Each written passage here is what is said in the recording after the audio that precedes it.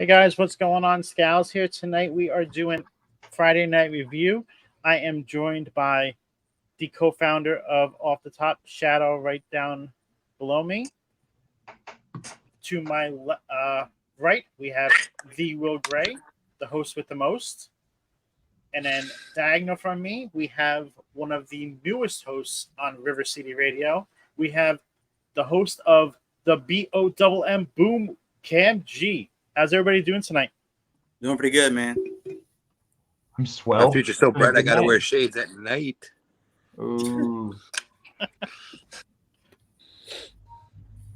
So I'm going to turn it over to whoever wants to start because I did not watch Smackdown tonight. Yes, I know, shocker. Me being the person who watches all WWE, I actually did not watch it. So which one of you want to take the lead for the show? So I'll kind of be the guide for tonight since I have everything from the start of the show to the end of the show. So SmackDown starts off with a Bloodline segment with Roman and Jay. Obviously, they're still hyping their match for SummerSlam. And one of the biggest points of that promo was that Roman was kind of saying to Jay that he can't beat him. What makes him think that he can? And of course, Jay said, basically I already have, so I plan to do it again. So anybody want to give their thoughts on that particular promo? I thought it was good. I mean, right all around. Like I said last week that I was kind of bored of this, but like realistically tonight, it's interesting. Like they're making you believe that Jay can win. They're selling you on that Jay can win. Absolutely. And shout out to Allison, and I've seen it too, but we only seen one belt tonight come out with Roman. The fuck's that? Only one came out tonight. Finally, only one belt came out tonight. So they might be transitioning into just one belt. I hope so, because there's no need to see the other two. But no, I thought it was a great promo between the two of them. They're really selling it going into the go home show next Friday. Will, what did you think? I think to open with Jay in the ring was kind of a power move because it gave him that upper hand. I'm saying my words first. The first word is the most powerful or whatever. So he got to do the, main event Jey Uso's in Yo City before Roman got to do the acknowledge me. So I love the honorary. I should have worn my honorary shirt tonight. So I like the symbolism of them putting Jay out there first. And when we get to the end of the episode, it was kind of the perfect bookend.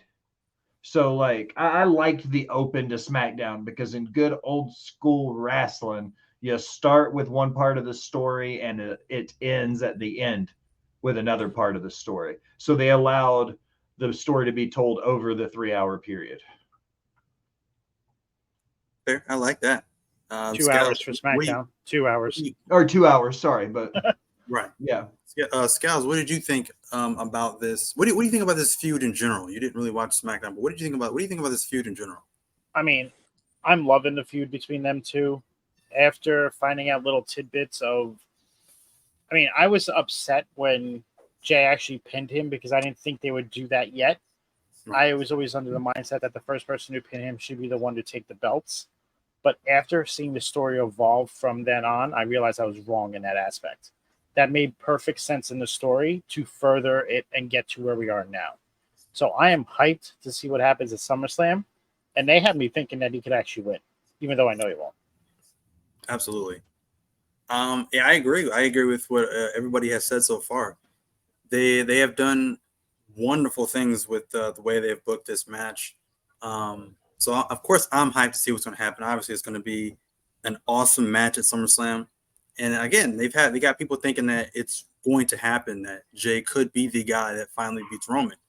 I don't think that'll happen either. I agree with Scales on that one. But it's all about that, suspended belief that this could actually be the moment that he actually drops the title. So yeah, great segment, great way to start off SmackDown. You know, just when you think that they have done all they can possibly do with the Bloodline storyline, they always find a way to just further it even more and keep it interesting. So next we had Rey Mysterio versus Santos Escobar.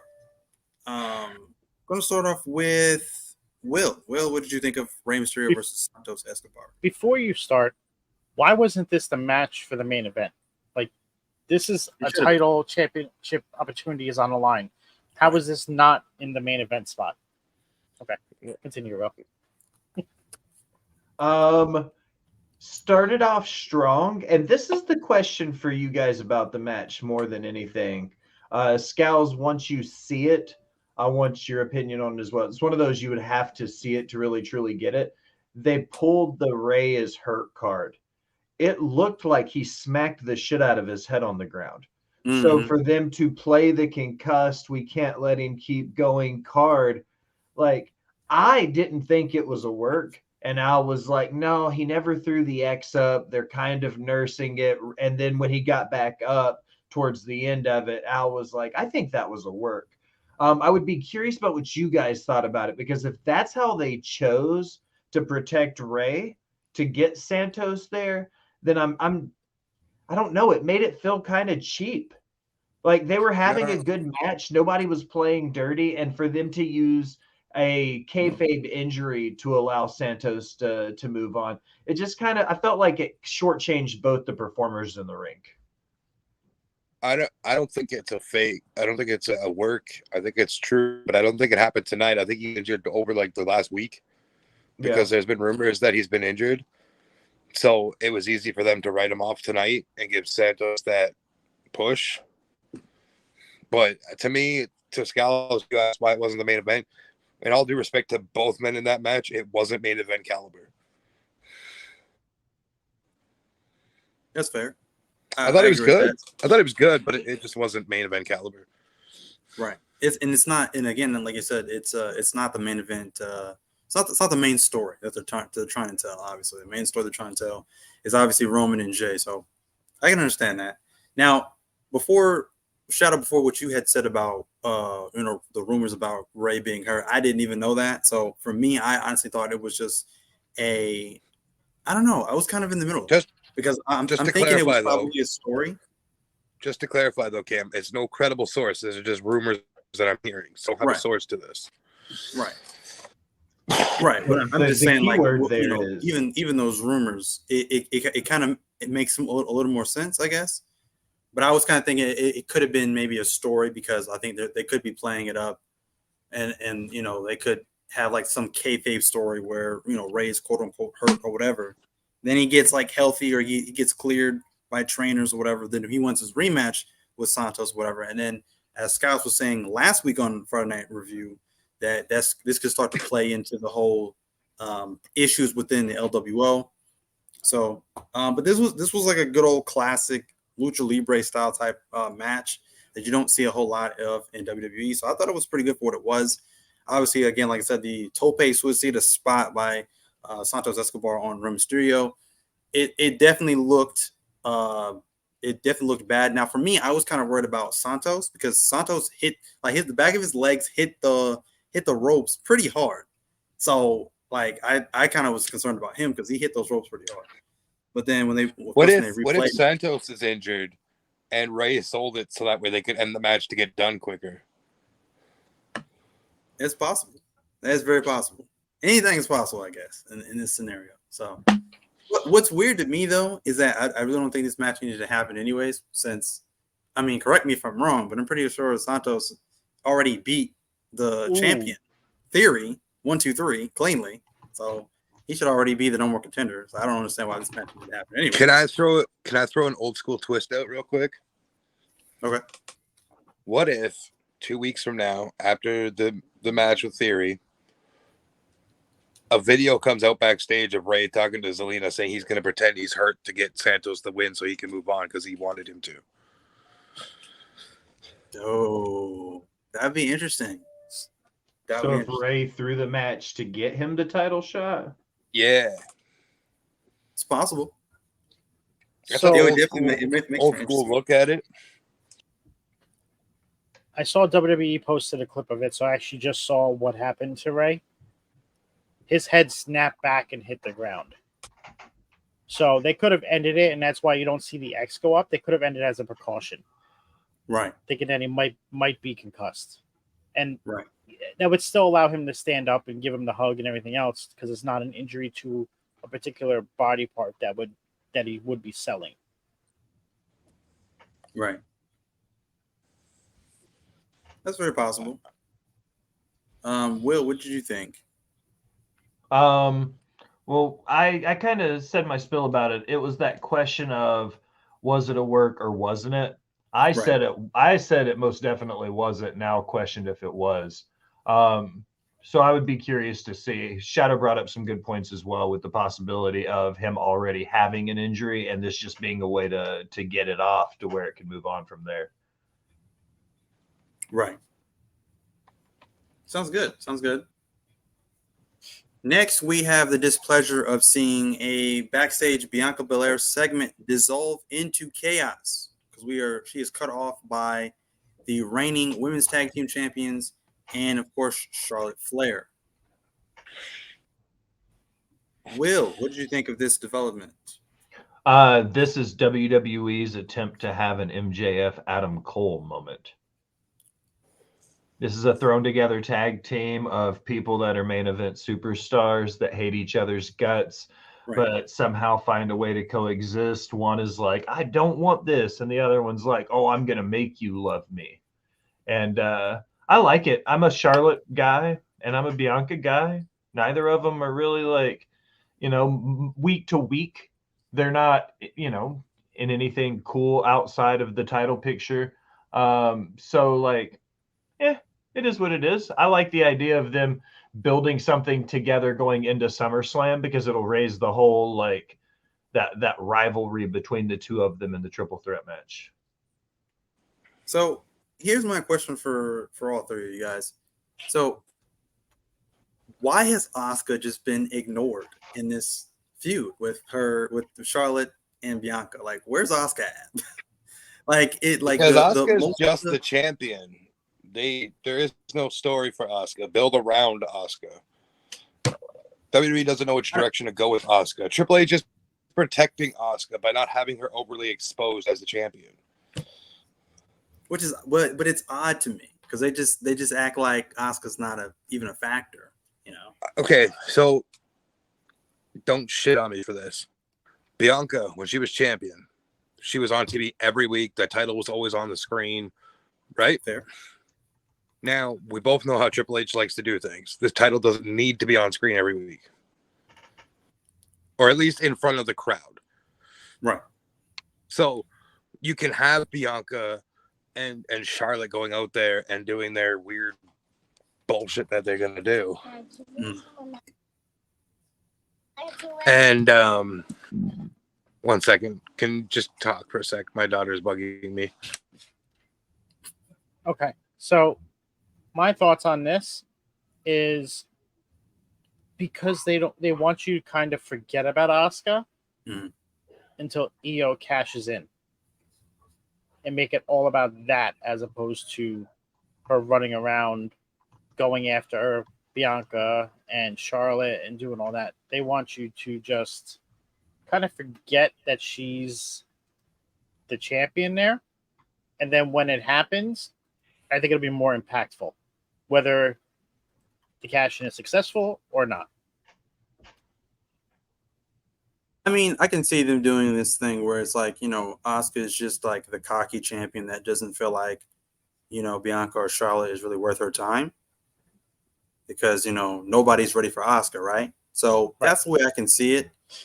I just hope that, this is not one of those cases where she's literally just a transitional champion and they're basically telling you this without actually telling you this. That's my hope.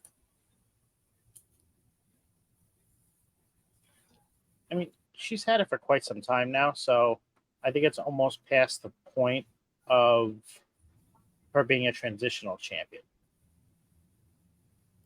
Like how long is considered a transitional champion title reign? 30 to 90 days. That And would how be long where is I she- would put it. How long has she had it so far? Give me 90 seconds. I'll find out for you.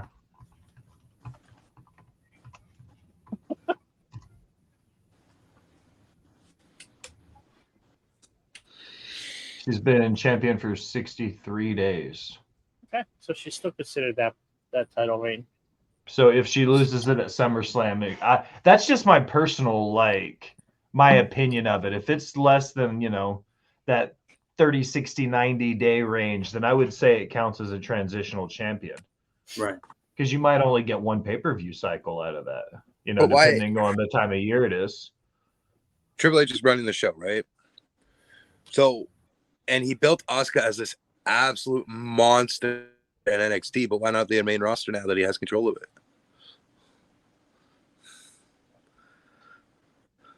There. Yeah. In that 63 days, she's only had 2 title defenses. She really hasn't Ooh. done much. I mean, Still 2 more than Roman. Oh god. facts are facts. Roman Reigns. Ramen Reigns. I mean- ramen noodles. Ramen I think it's noodles. like 117 since he's defended it or something like that. WrestleMania is the last day he defended, so count it up. Yeah. It's the last time he defended it in kayfabe. Oh yeah, I he mean, defended defended, it. He defended it 6 days ago in Mexico against Rey Mysterio. Rey Mysterio. That was a house show. Yeah, That's- in Mexico City. I think he's defended it 5 times in the house shows since Mania. No, I'm looking You at know his who match hasn't list. defended their title? You know who Since hasn't Mania, defended their he's- title? Scowls. Yeah. Anyways. But that's Road crazy. to That's crazy. WrestleMania. Road to WrestleMania, he did. He defended it a lot. And then after WrestleMania, he's only defended it twice, and both times against Rey Mysterio. Huh. Bada Interesting. bing, bada boom. Interesting. Now, how many of you knew that Hit Row was even still employed by WWE? Because I did. I absolutely did not know that. I follow Top Because Dollar on the Twitter. next- He's fucking amazing. Because the next segment we see is a Hit Row segment. I didn't even know they were still employed. I had no idea. LA Hey, Knight Ain't thankfully nobody better than interrupts. Top Dollar. LA Knight thankfully interrupts them. Of course, he gets the pop of the night. Gets a massive LA Knight chant. My issue with this is of course we got an LA Knight versus Adonis match.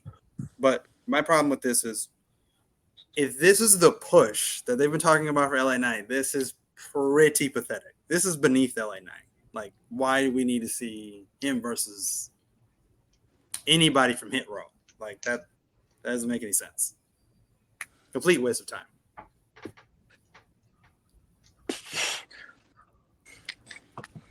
Everything Listen here, that I Cam. Listen here, Cam. Ain't nobody hotter than Top Dollar. All right. Flop dollar. You don't be shitting on that man. Nah, don't be shitting on that man. Flop dollar. No. That ain't it, bro.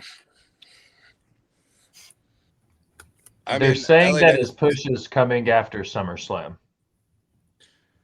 Supposedly. Yeah.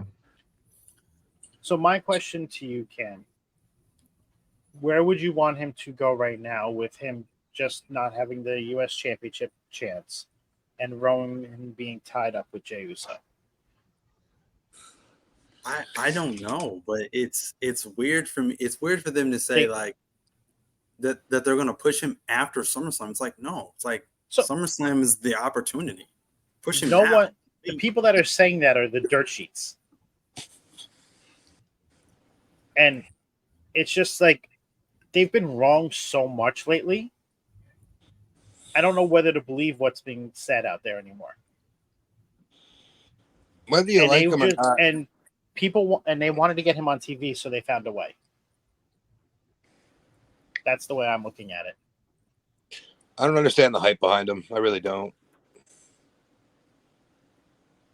Around LA Knight? I don't get it. I don't care for it.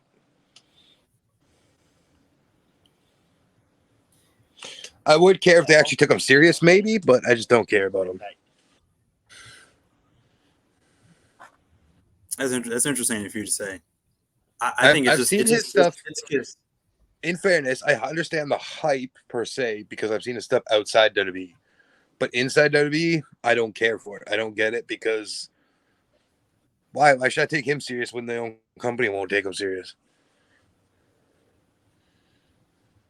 What do you mean by the company won't take him serious? Elaborate on that. He's organically got himself so over. We've seen this with Kofi. We've seen it with Daniel Bryan. We've seen it in other cases. And they got their pushes. But now it's LA Knight. It's right here. Roman's right here. Right? They're like that close right now. But let's just go ahead and push LA down here because he doesn't meet the agenda right now.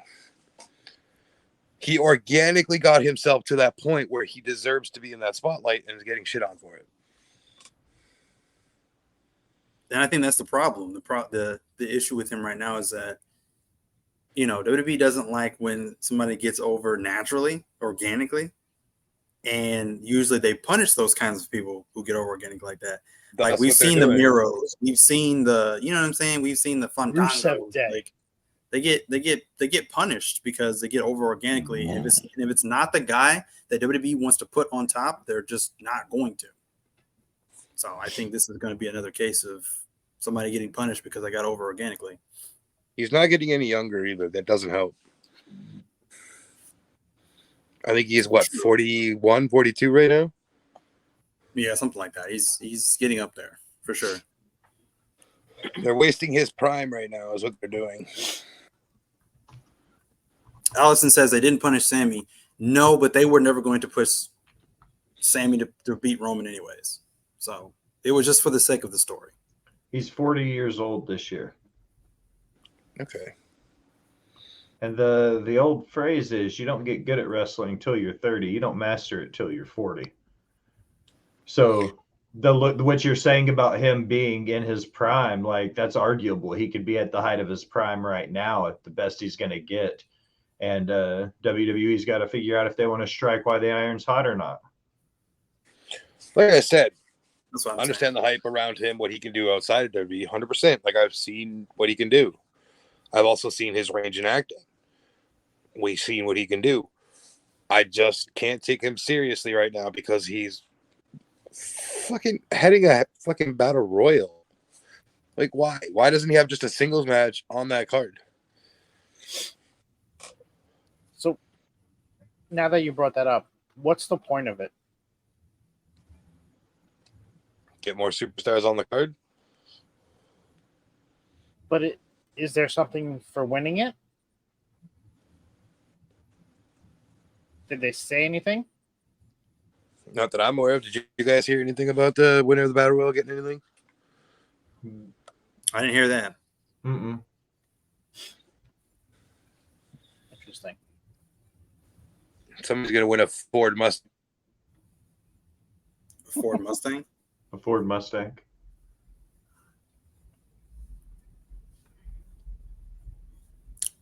But then we have Flair and Belair versus the reigning women's tag team champions, Green and DeVille. I didn't really care about this match. Obviously, most of us should already know by now how I already feel about Charlotte Flair. You like Charlotte Flair, fine. You think she's one of the most athletic women on the roster. That's fair.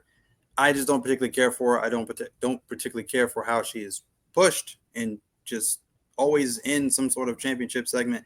Don't really care for it. The women's tag team titles, I don't care for either. So I honestly didn't watch this match. I turned it back in time for the finish, but I honestly did not watch this match. Shadow, if you care, what did you think of this match? I actually thought it was a good match. All around. Like I was watching it. Everybody did their part. The mechanics of the match were well put together. the little betrayal, not betrayal, but like for lack of a better term at the moment, the betrayal between Bianca and Charlotte was like even at the end, Bianca's like, "Why are we a tag? Why are we tagging?" Like, so I thought it was a good match, and it helped. It helped like Chelsea and Sonya. Absolutely. Will, what did you think of this match? This is what I was talking about earlier when I was talking about this is their MJF Adam Cole, because they're building it. And like I said, Bianca's like, why are we doing this? This isn't what we do. And Charlotte's like, oh, yeah, bitch, this is going to be us now. And I like that the depth behind the story in women's booking has been a hot topic for the last 7 to 10 days, but specifically in the IWC. So I think the idea of them adding some depth to the story isn't a bad thing. I am a Charlotte guy. I've said for a long time she's one of the best women to ever do it. I do think this most recent run where she just came back and interceded herself into it and then called her shot that's what she does, that was a little too pretentious for my taste. But I like that they've cut it back and now they're kind of making her work into the story back to SummerSlam. So this Bianca stuff is that like tie-in to make it all worth it to me. I like that. For me, like I said, I guess I turned it at the start of the match. The only part of this match I probably cared about was probably Bianca's music, just because it's a slapper. It's an absolute banger. But I did turn it back in time for the finish. Now, my problem is like, why are we having the tag team champions lose? That part I didn't really like. I mean, they're the champions. I don't think they should have lost this match. Thank you. But because, like I said, if we're going in a new direction with the tag team titles, a more important direction, they shouldn't be losing to a makeshift tag team. Anybody. Threat. Less they shouldn't be losing. They shouldn't be losing to anybody unless it's for the titles. Exactly. So yeah, but you could argue believability factor, guys. Do you believe Sonya and Chelsea can beat Charlotte or Bianca? Truthfully, I mean, but in regards to what you're saying, Charlotte and Bianca do not have history as a tag team. Green and DeVille do. Not what I'm asking, though. But it should tie. I asked you if you believe that Charlotte can lose to either of those women, or Bianca can lose to either of those women. I mean, probably not. Do you believe that? Probably not. As a singles match? No. No. Will? The idea of realism in tag team wrestling states that the tag team champions in the rules of tag team wrestling should be able to beat anybody in a tag team wrestling match. There's a little bit of that believability thing because they built Charlotte and Bianca both to be so much larger than life. So this is one of those damned if you do, damned if you don't, because if you put the champs over and they beat them, it diminishes the main event story for SummerSlam for the women's, the undisputed women's world title or whatever it's called now. And if they lose, which they did, then it diminishes what they're trying to do to build up the championship. So what they did was they booked themselves into a corner and they used the tag champions to do it. Because which WWE tends to do a lot. Especially with this women's division. You see it because now they're booked into a situation where they've got to cut off their nose despite their face. Just for reference, my face wasn't at you. It was at my phone for doing stupid shit again. It's okay. You can make faces at me all day. But I think at the core of it, like there was no way to get through this without having somebody take a pretty serious L. That's fair. To touch on what Allison said in the chat about Bianca basically cutting the line back to the top as Charlotte did. Yeah, that may be true, but I kind of think that in an old school way of thinking with WWE, I guess she was kind of in line for a rematch, I guess. But get Bianca far from the title scene. She doesn't need to be in the title scene. She's had her run. So, but for Charlotte to be basically like built as like the Wicked Witch of the West or whatever, leading into WrestleMania, then to be slain by Rhea Ripley, only to come back and then just be like, yeah, I'm back again. I'm owed this and I'm owed that. It was just kind of like, why are we doing this again? So I think that's the main difference. Okay, what else? Oh yeah, then we are greeted with Asuka. She's backstage with Io and Bailey.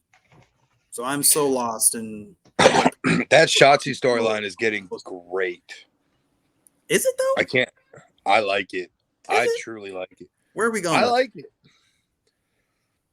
I'm trying to remember. It's an earlier 2000s thing, but it kind of reminds me on a different level, but the same level of a Mickie James Trish Stratus storyline. Good call, Shadow. Because you got the crazy bitch in Mickie James. Okay. And you have Bailey, who's somewhat like Trish nowadays. And it just plays into that old school vibe and the craziness to it. If Mickey wanted to kill Trish instead of take her to bed, that would be the perfect analogy. The only difference is here Shotzi wants to kill Bailey, not fuck her. Okay. It's the same story. I think it's the same plotted story, just a little bit more crazier. No, it's exactly the same. That's a killer analogy. I never even thought of that until just now when you said it. And I just want to say, Cam, just let it breathe for a little bit. Like, we don't always need to know where it's going the minute it starts. That's it's not NXT, Cam. What? I said it's not NXT. He doesn't watch NXT. No. Jesus Christ. I don't know, man. I'll let it play out, but I don't know where we're going with that, but we'll see though. It's very interesting. Then we have Karrion Kross versus Carl Anderson. Gabe, no fucks about that match. No one cares. It's unfortunate because, like I said, I do like Karrion Kross, but it's just not working. There's no direction for Kross right now. I feel it's not work. It's just not. He's just not connecting with anybody right now. It's sad because I think he's a great worker and I think he has a good thing going, a good gimmick going, but it's just not connecting. I think this is a situation where WWE is trying all they can to put him over, and it's just not landing anywhere. Yeah. Does he need to go back to NXT? I think he needs to go back to TNA. Wow. I was going to say something similar, and this has been a hot topic for me when I talk about WWE specifically recently, is some guys just aren't made for the WWE machine, and I'm starting to believe Karrion Kross is one of them because he was super over as Killer Kross in Impact. He was super over in Killer Kross in Ring of Honor, MLW, Lucha Underground. Everywhere else he was able to get that version of him over. There's something happening in the WWE machine that doesn't allow Killer Kross and Karrion Kross to be the same people. He was great in NXT, though. I don't disagree with that. Up until that was the closest. Up until the Adam Cole promo. And once that happened, and then he came to the main roster, that was it. I think it's a self-confidence issue at the moment with him. Because realistically, like if he goes to Impact or Lucha or wherever he may go, he has these liabilities, not what I meant. The creative juices to do with Killer Kross and be a bit more crazier. WWE, he has to rein that in. I don't think he's comfortable with reining it in the way he has to.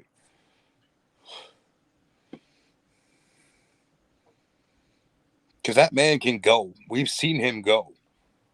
But just WWE is just, I think he's too self-conscious that he's going to screw up something. And he's just not. That's fair. Yeah.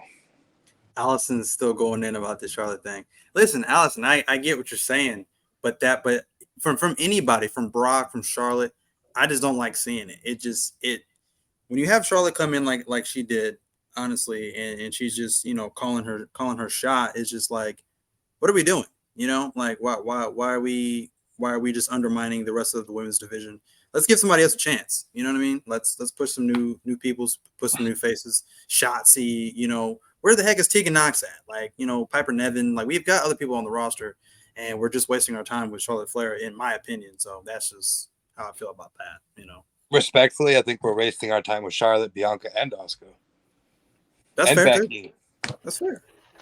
Push new faces. That's my point. We've got other people on the roster, and they're just kind of sitting on their pockets. Catering is good this time of year, I hear. Apparently, Tegan Knox. I mean, she makes great apple pies, so that's awesome. I'll make her a cream pie. I mean, yeah, apple pies it is. I knew it. I tried. Oh, Jesus Christ. I tried. I'm sorry. I tried. Oh, my And now we are at the Friday Night Review After Dark portion. I've been good with my jokes. That one just slipped out. I'm sorry. That's great. Or slipped in. Will, did you give your opinions on this match? Which match are we on again? I'm sorry. I zoned Karrion out. Kross and Carl Anderson.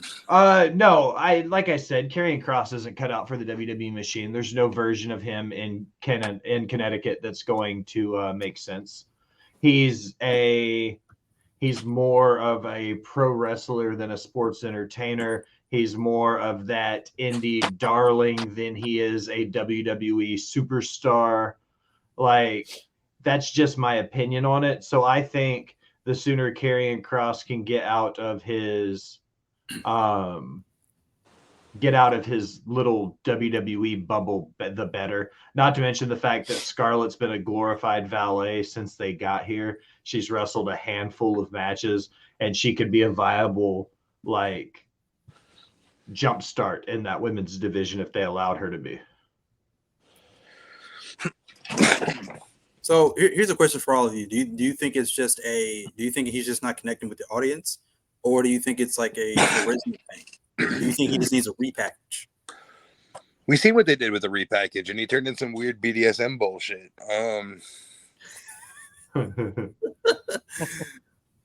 But it goes back to my point. It's a very self-conscious thing, I think. His self-confidence is shot.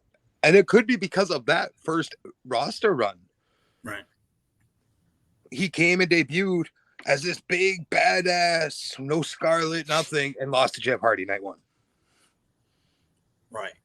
They built him to lose. And I think his self-confidence is shot. He has no faith in what he's doing because of how his first run went. I don't think I disagree with you, Shadow. I think it's a little bit of both of what we're saying. His confidence in his character and the fact that he's not the Killer Cross gimmick isn't cut out for WWE, and anything else they give him isn't enough of who he is to make it make sense. Killer Cross in the Ruthless Aggression era would have soared to new heights. PG era, it's tame at best. That's fair. I like that. But now, gentlemen, we have reached the main event. Hold on. We missed one segment, sir. Did we? Yes, sir. The Street Profits and Big Bobby. Oh my God, I touched myself so hard for that fucking segment, dude. My bad. God, I love Bobby Lashley and anything. The whole concept of, I didn't mean to cut you off, Cam. It's your show. I love you. No disrespect. The fucking idea of getting some sharp dressed ass motherfuckers like Angelo Dawkins and Montez Ford. How did I forget Tez out of those two? I don't know. Like chubby men. We know this. It's fine.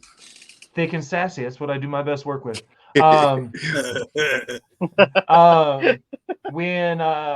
you look at it, like, they're made to be well-dressed business gentlemen ready to kick your ass at any, like, put them in a bunch of suits with some tie clips, and they would look like they could walk on the fucking set of Peaky Blinders. You know what I mean? Like, there's just something powerful about good, strong men in suits, and I'm fucking here for it. Don't shoot me for this analogy, but Street Profits give off this, like, and I don't mean it in the way that everybody's gonna probably think, but like this ghetto street vibe. They're going, they're ready, they want the smoke, this and that.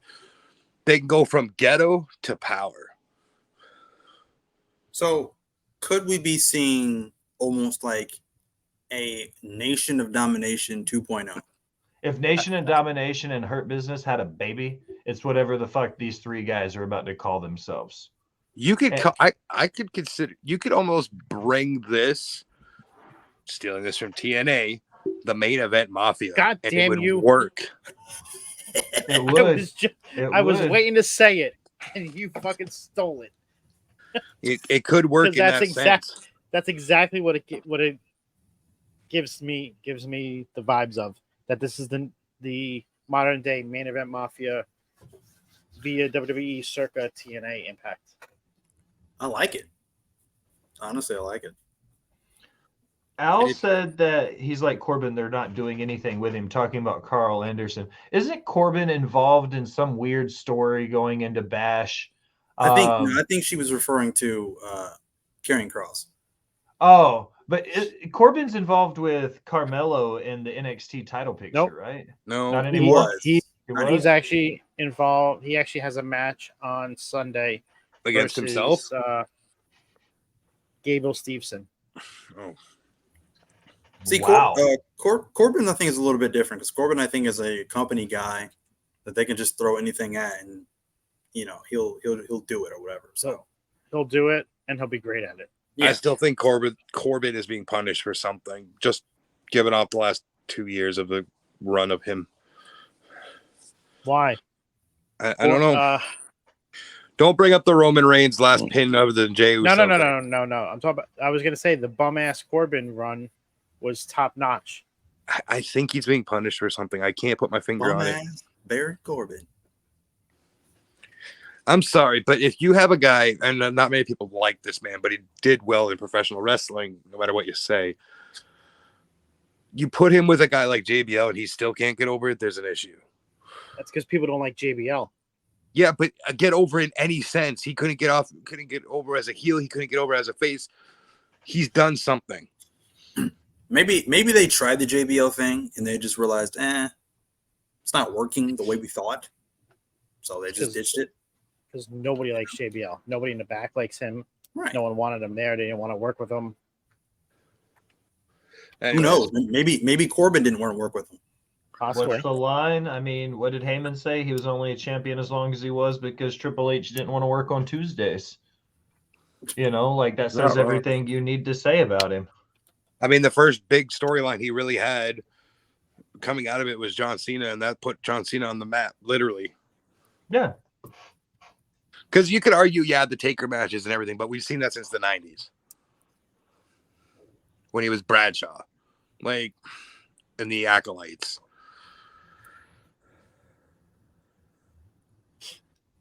I think, and I get it.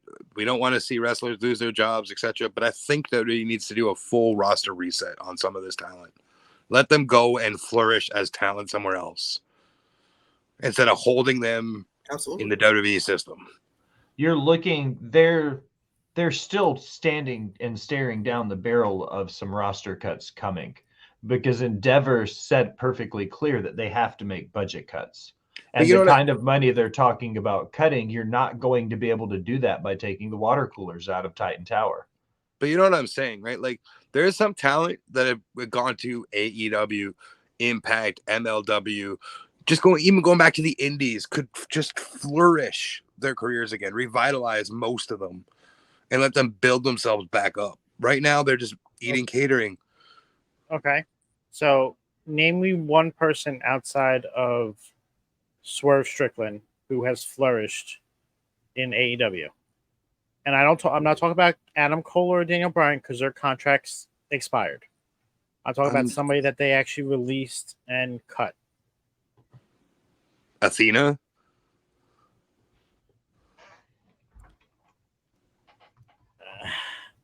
She's Kind done well of. for herself since leaving. Matt Cardona has done Matt well Cardona for himself definitely. since leaving. I Definitely. specifically said AEW because I was not counting him because he is the one person that has. Ruby has not flourished at all, Alice. You can Ruby, argue Tony Storm has. You could I argue wouldn't that, even but she argue was it. also It's the truth. Yeah, He's a Tony two-time Storm has a champion. title reign. Yes, 2 title reigns. It's hard to say that's not successful in any capacity. He's And I killing would it as a heel. arguably saying compared to what Ruby's doing now, compared to what she was doing in WWE before she left, I would say it would be a parallel move at best. Yeah, she's the same character, just a different name. Yeah. that Tony Storm. I can argue and say yes, she has. But outside of that, the people that have done better, Shadow, is the person you mentioned, Matt Cardona, and he's gone on to the Indies. Yeah, You but have- that's what I was saying. I wasn't just specifically saying AEW. I said the Indies, MLW. No. Just send them anywhere to go rejuvenate their careers. I know, but I was trying to use them as an example, saying like that the grass is not always greener. It might not be, but they don't know if they're being held hostage by WWE.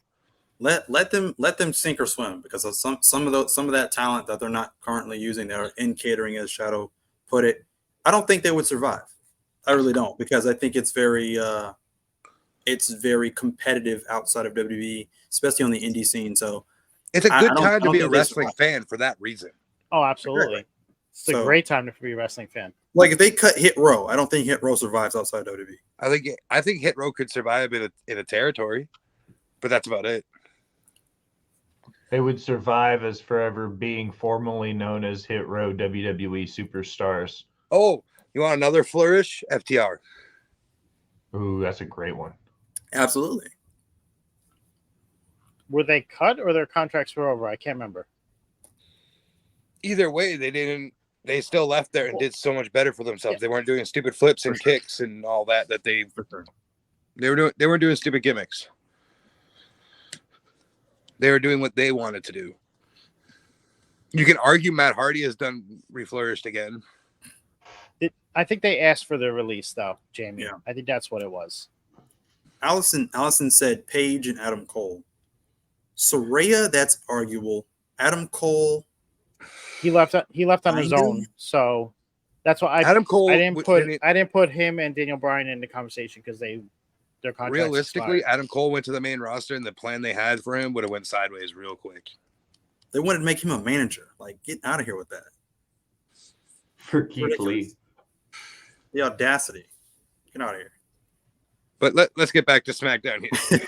Yeah, we're like way off topic. Way out of topic. Way off topic. Anyways, now, gentlemen, we are on the main event with Jey Uso versus Grayson Waller. Will, what did you think of this match? Solid match. Good. Good, not great. The story of what happened after the finish was more important. Samoa Joe is another great pick of people who have done well since their WWE release. I felt like Jay getting the win did nothing for Grayson Waller. And if they want him to be a viable superstar for tomorrow, he could eat the L now. But later on, it's just going to have to be one of those. He's going to have to pick this back up somewhere. The story afterwards with the Samoan Spike and the spears and the fight and everything goes against everything they set up with that whole tribal warfare thing where Samoans aren't supposed to enter and they're not supposed to fight before the match, and no Samoan blood is supposed to attack either of them before or during the match. Like, all of that goes against everything they set up last week with that whole terms of endearment or whatever. I'll touch to that with the fact that I feel like something happened in the match that allowed that to happen, which will bring something to the match. During the match, Grayson Waller mocked The Rock. Commentary acknowledged this. Then, now you go to the aftermath, what all happened. There was a hint of The Rock in that match for a reason. I'm not saying it's happening. I'm just saying there was evidence of the elders for a reason. Well, The Rock's not an elder, though. In this Samoan bloodline, he would be considered that because he's way older than these guys. No, the elders are Afa and Sika. They've already set that in the canon of this story. Because the elders have already been there. The Rock hasn't been presented as an elder. When they've presented the elders, it was Afa, Sika and Rikishi. not Rikishi. Afa is Roman's dad, and Sika is his uncle, and then Rikishi is their son. Yeah, it's And- weird. The Usos' dad. Yeah, and so like because I don't- Roman Tree is all over the place. Dude. exactly, but no, What? yeah. What I- if it plays into the Rock's the actual tribal chief because he does more for the family than Roman ever has? I'll tell you what, if the man's Hollywood, No, because then we put that whole discussion back of Rock versus Roman, and I don't care to see it. You don't I need a don't. Rock versus Roman. You can We have don't. the Rock, That's what I'm saying. Like, you can have the Rock there and have JB doing his bidding this entire time. we don't need Rock versus Roman, but with the way his career's going in Hollywood, The Rock might need Rock versus Roman. See, the whole thing with that though is right now The Rock can't appear on any TV, any live TV at Because all. he's part of the SAG-AFTRA stuff. Right. John so if Cena's the same way. if he did, they would be considered crossing the picket line. Yeah, fucking scabs, dude. Yeah, Rock will just pay the fine and move on. He'll eat it. Yeah, but it'll ruin his entire career. Then he'll be back in wrestling doing stupid shit. I'm here for it. Yeah, but is he going to want to get paid the $3.2 million that Brock and Roman get paid and Cody? Or is he going to want to get paid the $25, $30, $40 million he gets to do movies in Hollywood? I get it. I don't know. there's a thing with Rock that, like, he can't lose a match in wrestling if he were to wrestle again. I have read that he would refuse to take an L, That's which wild. is ridiculous because That's he's old and needs to put other guys over. Right. So I think the one exception to that would be Roman, though. Would he Would make it, an though? exception, though? I don't know. I just feel like there was a reason The Rock was bought up. What it is to be seen. Could be nothing.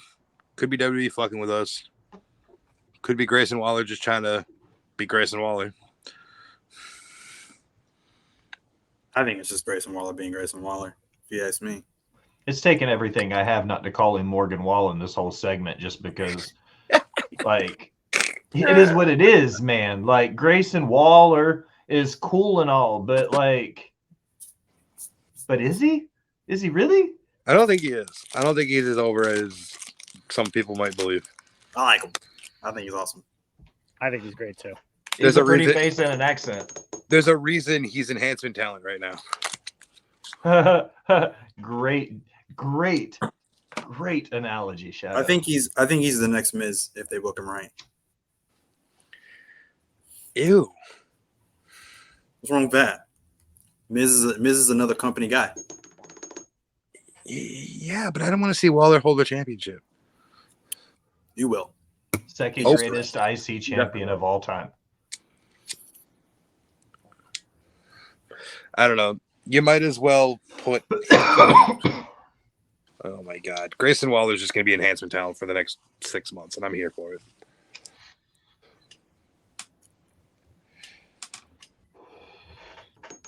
But since his main roster, isn't he 0-3 right now?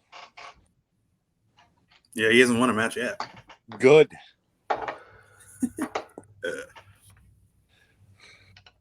You just don't like him, do you, Shadow? His name is Grayson. The fuck's there to like about people named Grayson? Grayson's a cool name. What are you talking For a color chart, maybe.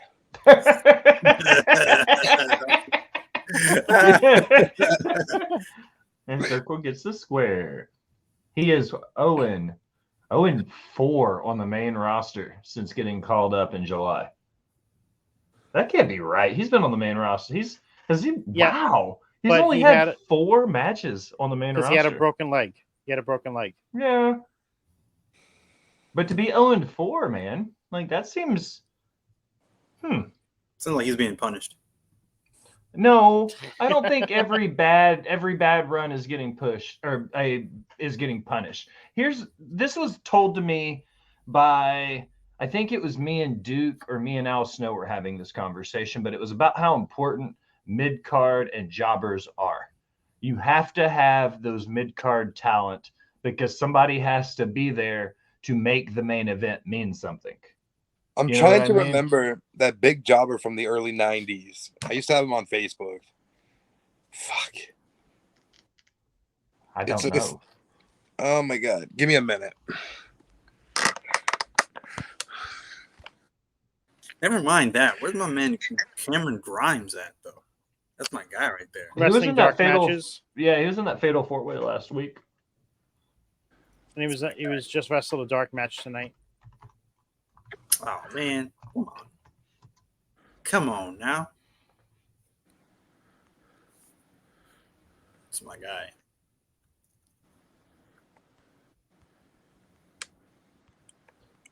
Since coming up on the main roster, Cameron Grimes has had 4 dark matches and 3 Smackdown matches. Jesus. Yeah.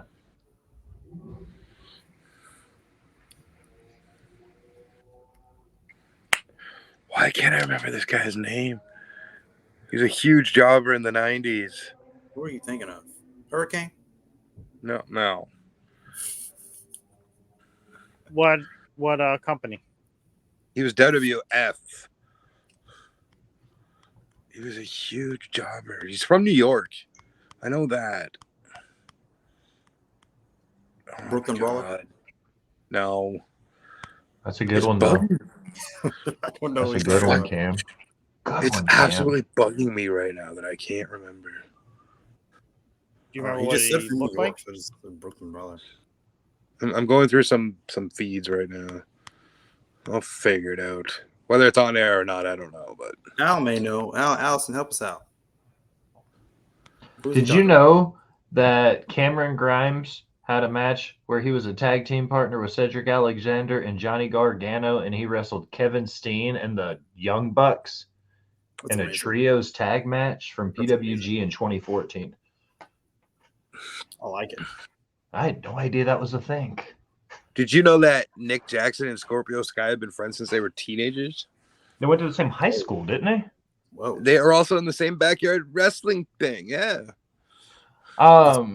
Ricochet, Paducah, Kentucky, is right up the road from where I used to do my backyard wrestling. I aged out and went to college, but the guys I backyard wrestled with Ricochet before he got big.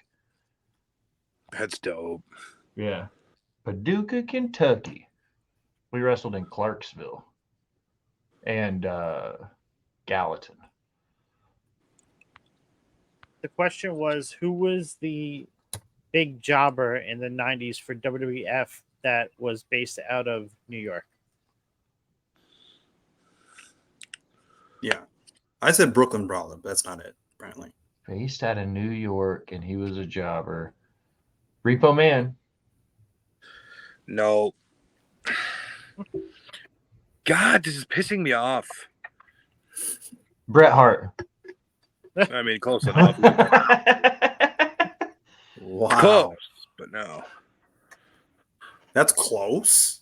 It's a joke. Calm down. I was like, wait, what? If I put Hart on my Mount Rushmore, I'm just kidding. Hart's definitely not. The only heart I put on Rushmore is Owen. Maybe Stu. Oh, no, I don't put Stu Hart on there. If I were maybe trainers, I would put Stu Hart on there, not as workers. Would it be odd to have a referee's Mount Rushmore? Actually, I've got Earl that Hebner, scheduled to happen. easily. I've got the referee from the NWA, Jared Fritz, and I've got an independent referee named Clark Feldman that are coming on, and we're doing our Mount Rushmores of referees. Cam, you and I think a lot alike. I love how fucking much alike we think. As that Al can verify. I'm not making that up on the fly. Like, I've been booking it for weeks, trying to line up with both the refs to get them back on the show. Yeah, to do because I've got Earl's autograph. That's That- from the Cody Dustin match. That's Earl Hebner's. Nice. Yeah, Barry That's- Horowitz. Barry Horowitz was not a jobber, but I do applaud the fact that she Googled who that man was. It She said actually, Italian It actu- stallion? What is that? when I look up the WWF jobbers in 1990s, he's actually on the list of the Jobbers? best wrestling jobbers of all time. Barry Horowitz is actually on this list by Yeah. Bleacher Report. That's funny. You know, Well, I like guess Lanny in Poffo? WWE he may have been. Lenny Poffo wouldn't have. He was a good jobber. He's from Kentucky though. I don't think at any point he tried to be from New York. I think when he was the Genius, he was billed from Hollywood, California, I believe. Barry Horowitz. Horowitz. That guy. Yeah. Fuck him. Oh, I was He right. owes me money too. I'm looking at that list. She's looking at the same list you are, Scouse. Yeah, that's I the mean- fucking piece of shit. Yeah, him.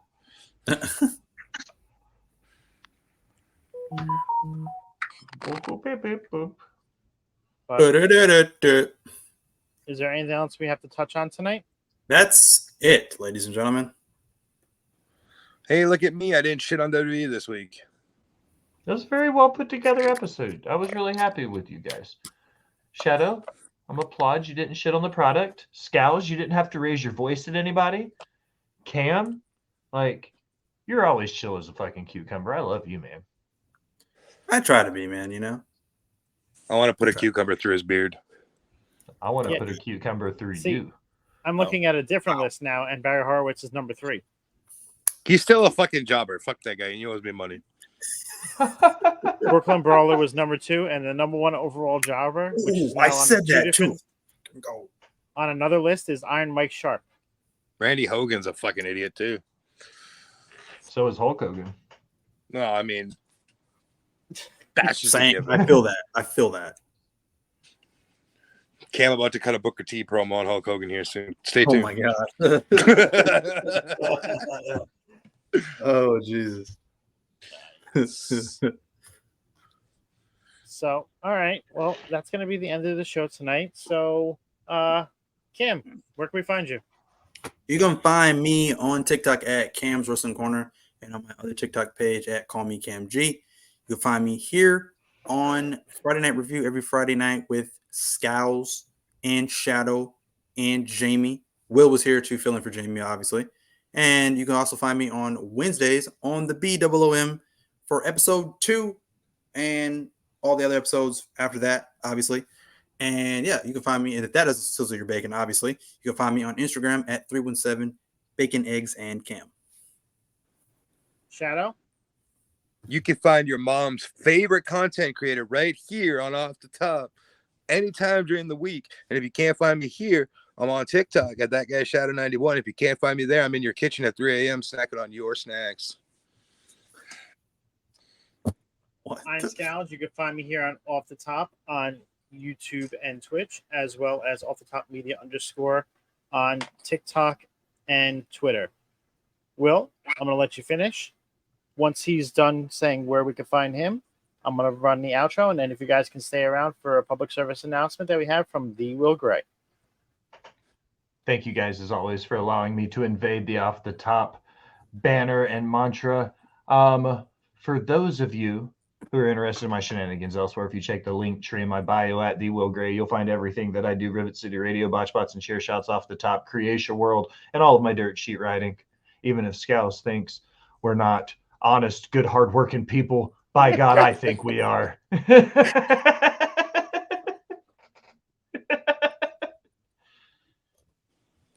Well, the moon's full. That makes sense. We'll be right back, guys.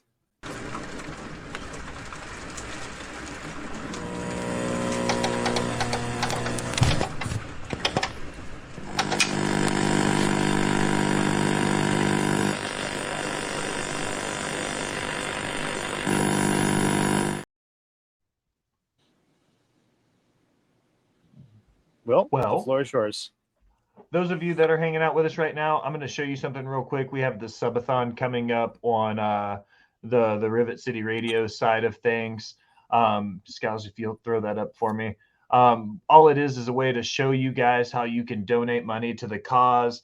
Cash tips and donations through PayPal at Botch Spots and Share Shots. You can add time there. $25 will not only give you an hour's worth of stream time added, but you get to pick what I do for that hour during the stream. You can add time for bits with cheers on the Twitch at Rivet City Radio. But the important thing is the Patreon subs. For every $5 sub to Rivet City Radio, you will add 30 minutes to the stream, but you will also get to pick a match or a TV show or something that I will stream and watch and interact with you during that point. We are currently sitting this. Oh, stop there. This needs to be updated. We are currently sitting at 28 consecutive hours. We are going to go from 7 p.m. Sunday night through the end of Paying Dues with Jamie Rose on Monday. The PayPal is at Botch Spots. Sorry, I'll correct that right now. See, the PayPal is at Botch Spots. Fixed it. But yeah, come over, hang out. We're going to start Sunday night at 7 p.m. We're going to do Botch Spots and Share Shots. We'll do the table spot. I'm doing some hanging out. We're going to do a special live episode of World Championship Wreckage. Me and Jaxpo are going to stream some Fortnite. We're going to watch some Memphis wrestling and do some tape study. I might make Cam come on and watch some old wrestling with me, get Scals up late, have pillow talk and talk dirty to me. And I'm sure Shadow will probably be in and out for the better part of all 48 hours of it. So thanks. Love you guys. In and out like I was my wife 4 times. Hell. Hey, oh, yeah. At least 4 times statistically. Look at the kids.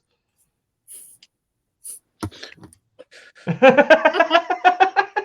damn it. On that being said, have a great night, guys. Thanks for sticking around. Love you guys. Make sure that you are on following us, so this way you can get notified of Prince's Movie Madness tomorrow night at 8 p.m. live right here on Twitch. And then Sunday, you have your show, right, Will? We do Botch Spots and Share Shots at 7 p.m. Central Time, 8 p.m. Eastern Time. On Rivet City Radio Twitch, right? Correct. Yes, sir. And then the table spot's right behind us over there. Table spot. And then we also have Monday night back here on Off the Top at 11 p.m. right after Raw for Paying Dues with Jamie Rose. Have a great evening, guys. We'll catch you on the flip side. Peace. Oh, yeah, Daddy.